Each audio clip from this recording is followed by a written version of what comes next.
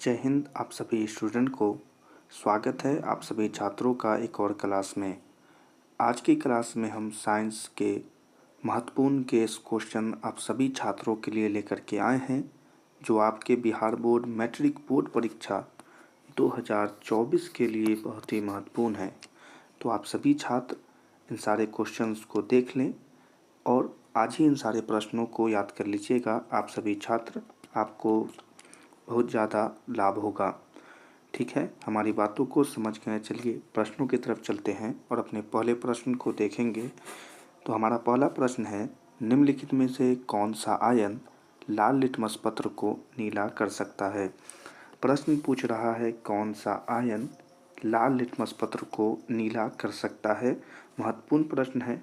आप समझते हैं कि लिटमस पत्र होता है जो अम्ल और क्षार को बांटता है। तो इस प्रश्न का उत्तर हो जाएगा OH माइनस बी हो जाएगा हमारा आंसर। ठीक है, याद रखिएगा। चलिए अगले प्रश्न को देखेंगे।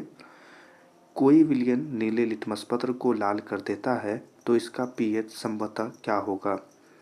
प्रश्न है कि कोई विलयन नीले लिटमस पत्र को लाल कर देता है तो इसका पीएच संभवतः क्या होगा। तो इस प्रश्न का उत्तर हो जाएगा कि 5 हो जाएगा। ए हो जाएगा हमारा आंसर, यानी यह एक अम्लीय प्रकृति का विलयन होगा। ठीक है, चलिए अगले प्रश्न को देखेंगे। ऑक्जेलिक अम्ल का प्राकृतिक स्रोत निम्नलिखित में कौन है। तो ऑक्जेलिक अम्ल का प्राकृतिक स्रोत कौन है, तो टमाटर है। बी हो जाएगा हमारा आंसर, याद रखिएगा। चलिए अगले प्रश्न को देखेंगे। एक छात्र जांच परख नली में लिए गए सोडियम बाइकार्बोनेट के तनु विलयन में सार्वभौम सूचक की कुछ बूंद मिलाता है तो निम्नलिखित में से कौन सा रंग दिखेगा। तो उसे कौन सा रंग दिखेगा बताइए सभी छात्र। उसे नीला रंग दिखेगा। ए हो जाएगा हमारा आंसर, याद रखिएगा। चलिए अगले प्रश्न को देखेंगे। एक जांच परख नदी में लिए गए विलयन में एक लोहे की कील को डुबाया गया। आधे घंटे के बाद यह देखा गया कि विलयन का रंग परिवर्तित हो चुका है। तो जांच परख नली में कौन सा विलयन था। आपसे उस विलयन की प्रकृति पूछ रहा है। आपको पता होगा कि उसमें CuSO4 है। बी हो जाएगा हमारा आंसर। ठीक है, याद रखिएगा। चलिए अगले प्रश्न को देखें। प्लास्टर ऑफ पेरिस का रासायनिक सूत्र क्या होता है। महत्वपूर्ण प्रश्न है, VVI भी आप कह सकते हैं। तो इस प्रश्न का उत्तर हो जाएगा CaSO4 डॉट हाफ H2O। ठीक है, बी हो जाएगा हमारा answer, CaSO4 dot half H2O। ठीक है, आप ऐसे इसे याद रख सकते हैं। चलिए अगला क्वेश्चन है, लिटमस विलयन जब न तो अम्लीय होता है और न ही क्षारीय, तब यह किस रंग का होता है।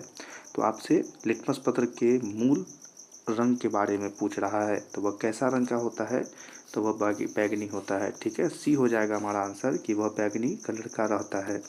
ठीक है, चलिए अगला क्वेश्चन है, आयोडीन युक्त नमक कौन है। आपसे पूछ रहा है कि आयोडीन युक्त नमक का आप उसके ये बताएं रासायनिक सूत्र। तो ए और बी दोनों हो जाएगा। ठीक है, सी हो जाएगा हमारा आंसर, NaCl प्लस Ki और बी NaCl प्लस KiO3। चलिए अगला क्वेश्चन है, प्लास्टर ऑफ पेरिस का रासायनिक नाम क्या होता है। तो प्लास्टर ऑफ पेरिस का रासायनिक नाम होता है कैल्शियम सल्फेट अर्ध हाइड्रेट। ठीक है, डी हो जाएगा इसका आंसर, कैल्शियम सल्फेट अर्ध हाइड्रेट। चलिए अगला क्वेश्चन है, लौंग तेल किस प्रकार का सूचक होता है। तो लौंग तेल किस प्रकार का सूचक है, आपको पता है, यह एक गंधीय प्रकार का सूचक होता है। ठीक है, सी हो जाएगा आंसर, गंधीय। चलिए अगले प्रश्न को देखेंगे। दही में कौन सा अम्ल पाया जाता है। तो दही में हमें पता है कि लैक्टिक अम्ल पाया जाता है। आपने पढ़ा है कि लैक्टिक अम्ल पाया जाता है। सी हो जाएगा इसका आंसर, लैक्टिक अम्ल। ठीक है, आप जल्दी जल्दी इसके आंसर करते जाएंगे। चलिए अगला क्वेश्चन है, शल्य चिकित्सा में टूटी हड्डियों को जोड़ने के लिए प्रयुक्त होने वाला रासायनिक पदार्थ कौन होता है। प्रश्न पूछा है, जब हड्डी टूट जाती है तो उस पर जब बैंडेज लपेटा जाता है उसमें कुंची का यूज किया जाता है। तो उसमें यूज करते हैं प्लास्टर ऑफ पेरिस। ऊपर से उजला उजला नहीं मारा होता है जी, वही प्लास्टर ऑफ पेरिस। ठीक है, सी हो जाएगा इसका आंसर। चलिए अगला क्वेश्चन बता दीजिए यहीं पर, अमोनियम क्लोराइड का जलीय विलयन कैसा होता है। प्रश्न है कि अमोनियम क्लोराइड का जलीय विलयन कैसा होता है। तो वह अम्लीय होता है। आपको पता होगा, ए हो जाएगा इसका आंसर, ए अम्लीय, याद रखिएगा। चलिए अगले प्रश्न को देखेंगे। एसिटिक अम्ल का प्राकृतिक स्रोत निम्नलिखित में से कौन होता है? तो एसिटिक अम्ल का प्राकृतिक स्रोत होता है सिरका। ठीक है, बी हो जाएगा इसका आंसर कि सिरका होता है उसका प्राकृतिक स्रोत। आपको पता होगा। चलिए अगले क्वेश्चन को देखेंगे। सिट्रिक अम्ल का प्राकृतिक स्रोत क्या होता है? तो सिट्रिक अम्ल का प्राकृतिक स्रोत होता है संतरा और नींबू। ठीक है, सी हो जाएगा इसका आंसर, संतरा और नींबू, याद रखिएगा। चलिए अगले क्वेश्चन को देख लेंगे। यहीं पर टार्टरिक अम्ल में इनमें से किस में पाया जाता है? मतलब इन सब में से टार्टरिक अम्ल किस में पाया जाता है? महत्वपूर्ण प्रश्न है। तो इस प्रश्न का उत्तर हो जाएगा कि भाई इमली में पाया जाता है। बी हो जाएगा इसका आंसर कि इमली में टार्टरिक अम्ल पाया जाता है। चलिए अगला क्वेश्चन देखिए। लैक्टिक अम्ल का प्राकृतिक स्रोत क्या है? तो लैक्टिक अम्ल का प्राकृतिक स्रोत हमने पीछे ही पढ़ा है कि दही हो जाएगा। ये हो जाएगा इसका आंसर कि प्राकृतिक स्रोत दही है। ठीक है, अगला प्रश्न देखें। चींटी के डंक और नेटल के डंक में कौन सा अम्ल पाया जाता है? यानी चींटी जब काट लेती है या नेटल जब काटता है तो उसके कौन सा डंक पाया जाता है? तो इस प्रश्न का उत्तर है कि उसमें मेथनोइक अम्ल पाया जाता है। ठीक है, डी हो जाएगा इसका आंसर, मेथनोइक अम्ल। आप याद रखिएगा कि चींटी के डंक में मेथनोइक अम्ल पाया जाता है। ठीक है, हम आपको धीरे धीरे प्रश्न बताते हैं चाहे कि आपको याद हो जाए क्लास में ही। ठीक है, हमारा काम है आपको क्लास में ही प्रश्नों को याद करा देना। महत्वपूर्ण प्रश्न है ये सारे, गेस्ट क्वेश्चन है, इसी के लिए हम आपको याद करा रहे हैं। चलिए अगले प्रश्न को देखेंगे। दांतों का क्षय कब प्रारंभ होता है? यानी दांतों का सड़ना कब प्रारंभ होता है? तो इस प्रश्न का उत्तर हो जाएगा पी नंबर, यानी मुंह का पीएच 5.5 से कम होने पर। ठीक है, बी हो जाएगा कि मुंह का पीएच 5.5 से कम होने पर। ठीक है, याद रखिएगा। चलिए अगला प्रश्न देखेंगे। क्वेश्चन है, हमारे पेट या पेट की जगह पर उदर भी लिखा हो सकता है। ठीक है, तो हमारे पेट या उदर से कौन सा अम्ल उत्पन्न होता है? महत्वपूर्ण प्रश्न है, बताइए कि हमारे पेट से कौन सा अम्ल उत्पन्न होता है? महत्वपूर्ण प्रश्न है और इस प्रश्न का उत्तर हो जाएगा सी, हाइड्रोलिक अम्ल। ठीक है, सी हो जाएगा इसका आंसर कि हाइड्रोलिक अम्ल उत्पन्न होता है। चलिए अगले प्रश्न को देखें।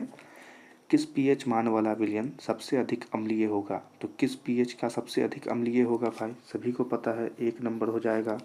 ये हो जाएगा इसका आंसर कि एक जो अम्लीय है वो सबसे खतरनाक अम्लीय होगा, यानी हाथ पांव सब जला के रख देगा। चलिए अगला क्वेश्चन है, धोने का सोडा का रासायनिक सूत्र बताएं। पीछे हमसे प्लास्टर ऑफ पेरिस का रासायनिक सूत्र पूछ रहा था, यानी कपड़ा धोने वाला जो सोडा होता है, सोडा।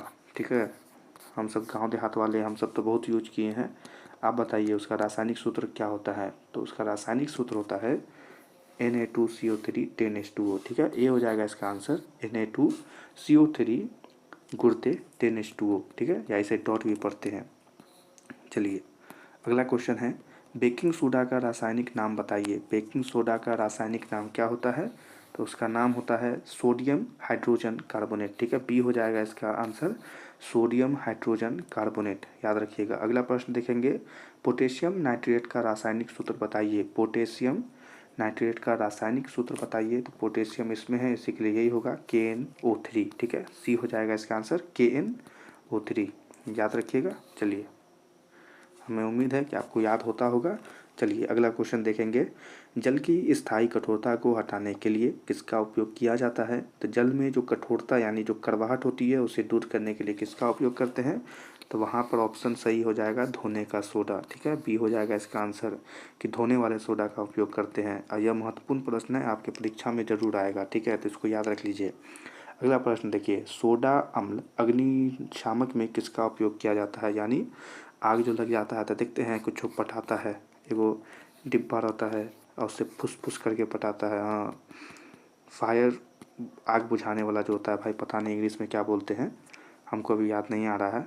आपको पता है तो कमेंट में लिखिएगा। ठीक है, प्रश्न है कि सोडा अम्ल या अग्निशामक में किसका उपयोग किया जाता है? तो वहाँ उपयोग करते हैं सोडियम हाइड्रोजन कार्बोनेट का। ठीक है, सी हो जाएगा इसका आंसर, सोडियम हाइड्रोजन कार्बोनेट। चलिए अगला क्वेश्चन देखेंगे। सल्फेट अर्धहाइड्रेट या हेमीटाइट्रेट का अन्य नाम क्या होता है? सल्फेट हाइड्रेट या हेमीटाइट्रेट का अन्य नाम क्या होता है? जो बच्चे क्लास अभी तक देख रहे हैं उसे पता है कि पीछे हमने बताया था प्लास्टर ऑफ पेरिस।